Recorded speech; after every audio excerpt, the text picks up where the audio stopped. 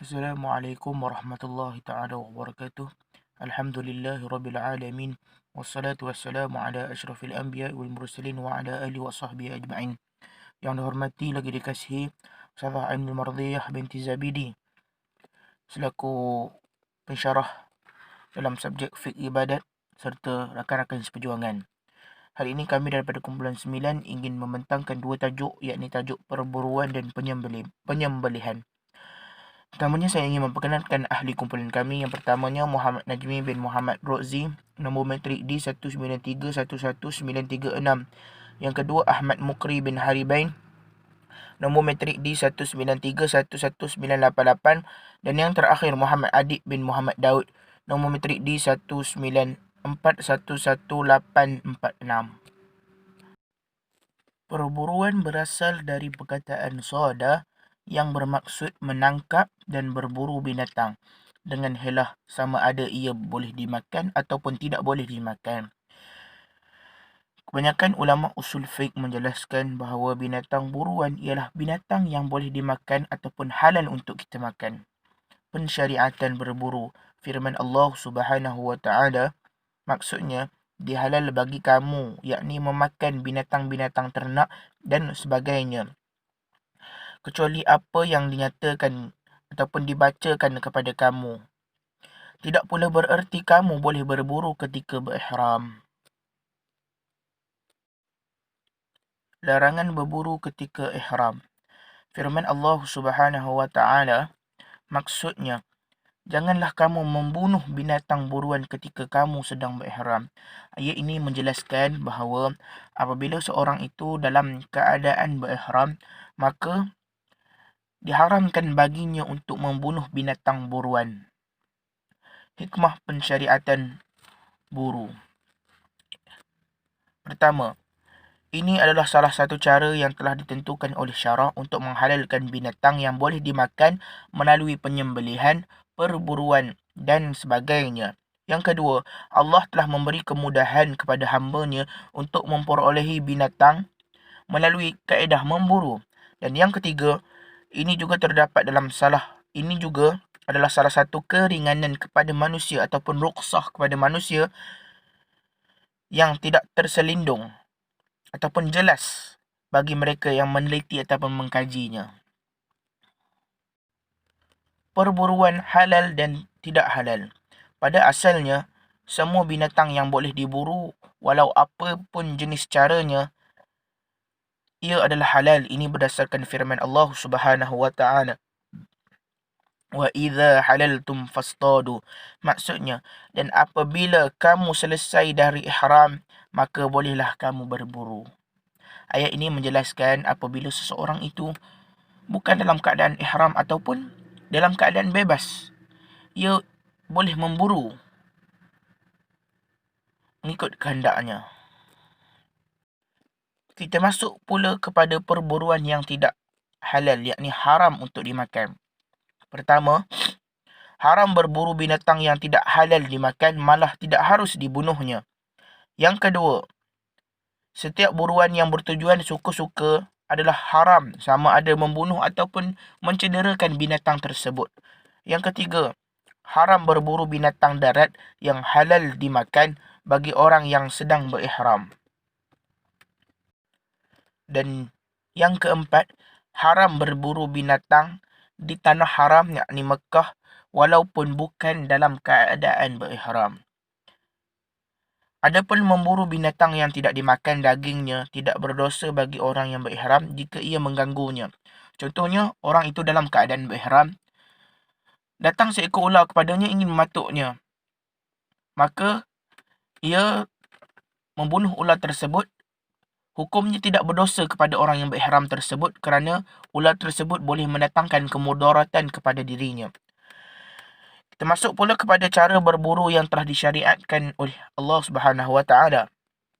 Cara berburu yang telah disyariatkan harus dimakan, manakala berburu yang tidak mengikut syariat, ia haram untuk dimakan.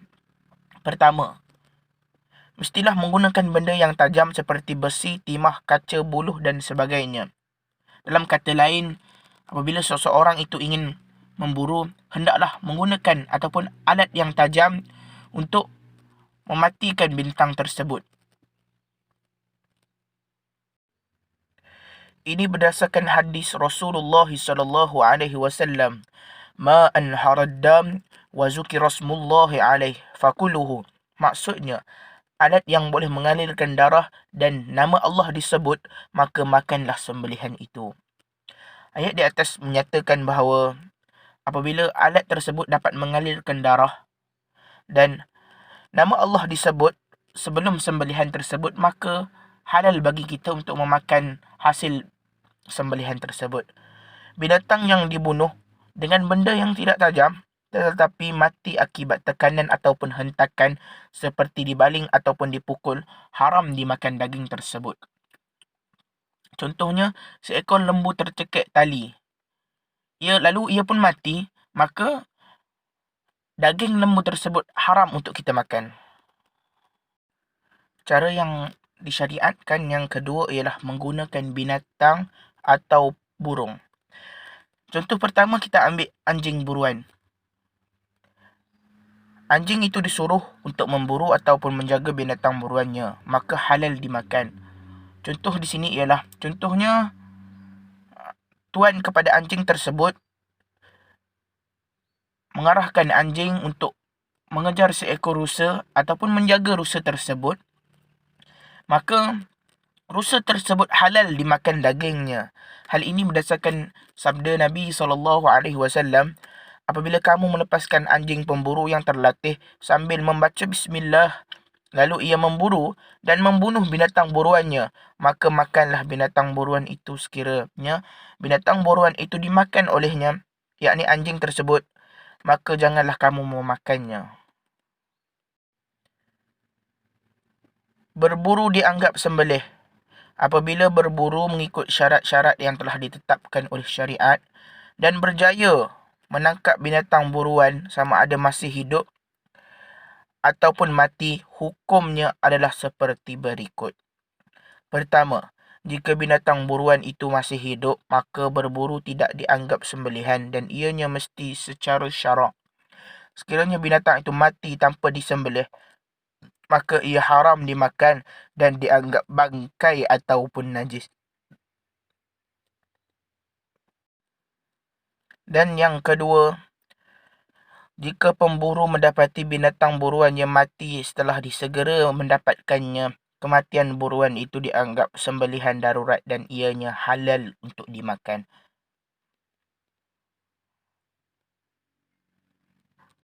Maksud sembelihan. Perkataan al-zabai ialah kata jamak kepada al-zabihah yang membawa maksud kepada binatang yang disembelih.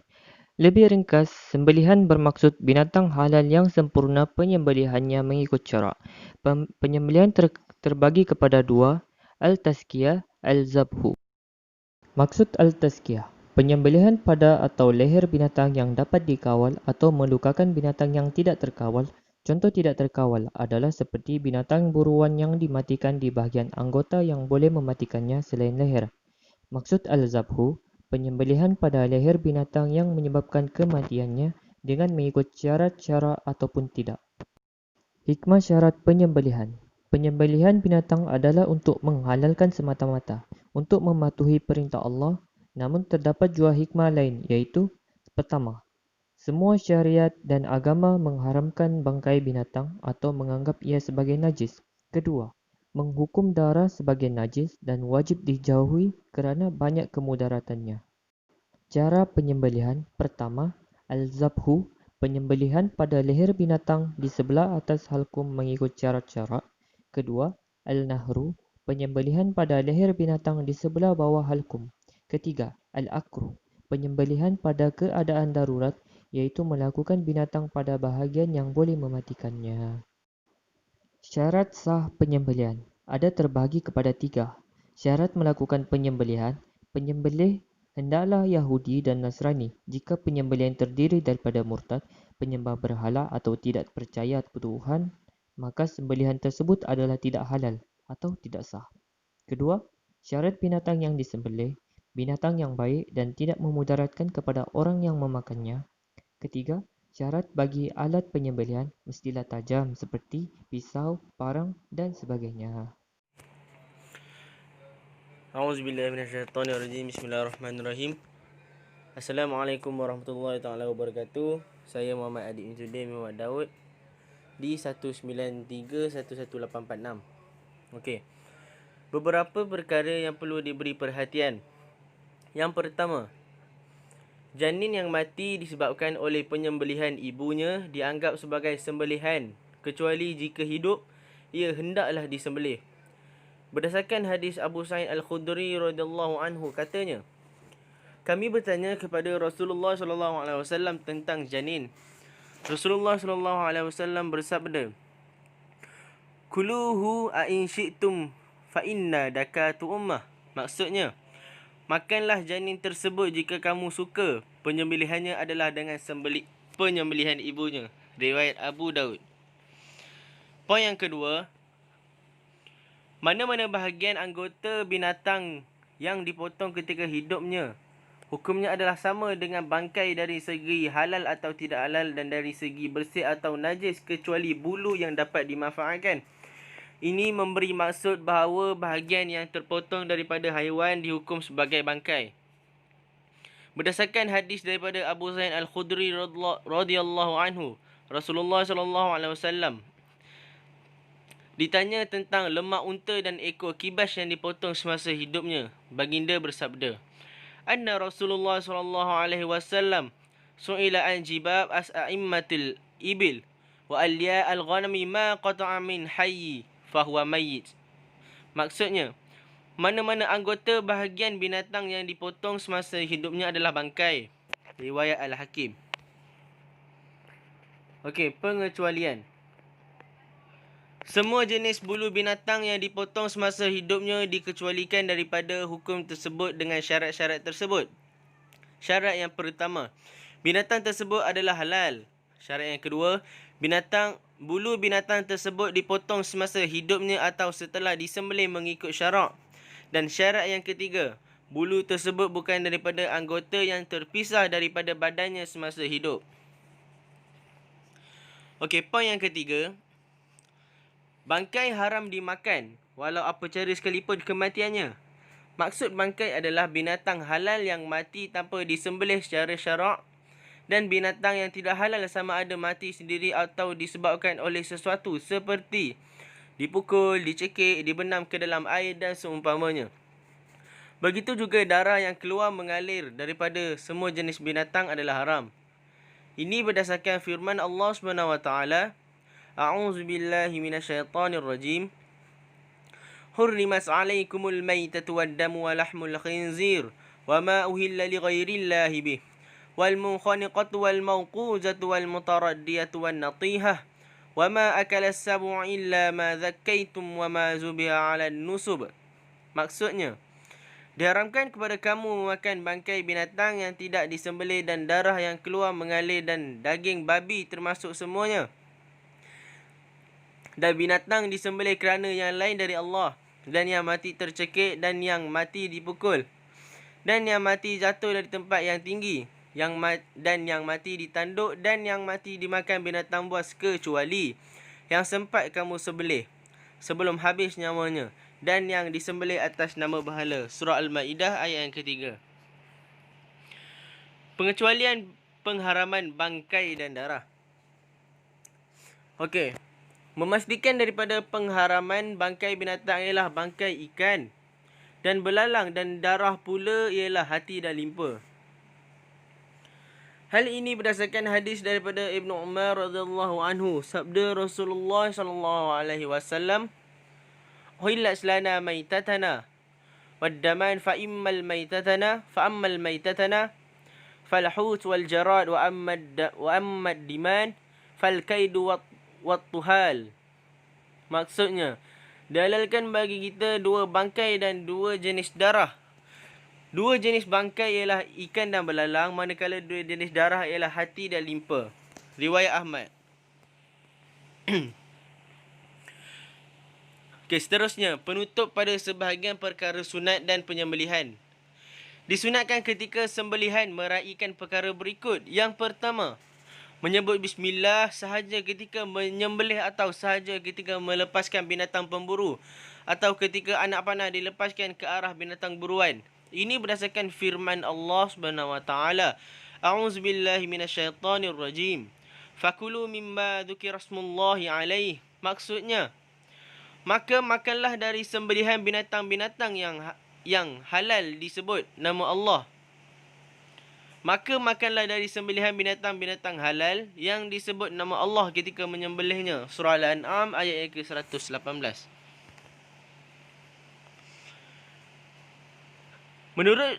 Menurut ulama Asy-Syafi'i, ayat tersebut menunjukkan bahawa hukum menyebut bismillah ketika menyembelih hanya sunat dan tidak menjejaskan kesalahan penyembelihan ketika tidak disebut, asalkan syarat-syarat penyembelihan itu dipatuhi. Yang kedua, memutuskan wadajan atau waridan, iaitu dua urat di kiri dan kanan leher yang berhampiran dengan halkum agar nyawa terputus dengan cepat. Yang ketiga, penyembelih menajamkan pisaunya, membaringkan binatang sembelihan pada rusuk kirinya dan membiarkan kaki kanannya bergerak-gerak selepas penyembelihan supaya ia selesa dengan pergerakan itu, kecuali unta yang lebih baik disembelih dalam keadaan berdiri dengan lutut kirinya terikat. Ini berdasarkan firman Allah Subhanahu wa taala. A'udzubillahi minasyaitonirrajim.